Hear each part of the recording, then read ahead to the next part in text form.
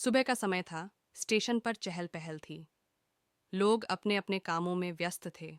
इसी बीच एक महंगी गाड़ी ने स्टेशन के बाहर रुकावट डाली।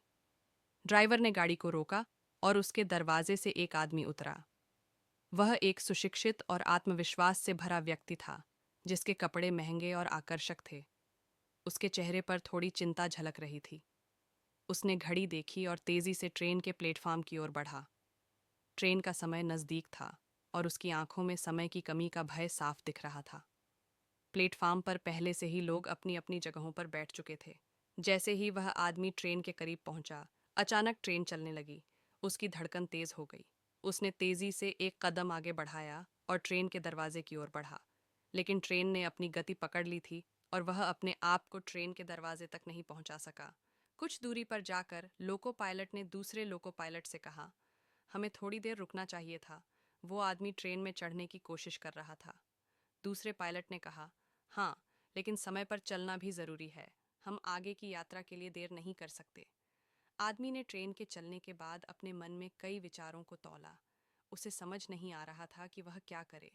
उसकी ट्रेन छूट गई थी और अब उसे अगले स्टेशन पर पहुंचने का इंतजार करना था। उसने अपनी गाड़ी की ओर लौटने का निर्णय लिया। गाड़ी में बैठते ही उसने अपने मोबाइल फ़ोन पर अपने सहकर्मियों को फ़ोन करना शुरू किया। उसने बताया कि वह कुछ देर से आएगा। उसकी आवाज़ में तनाव था, लेकिन वह जानता था कि उसे अपने काम पर ध्यान देना होगा।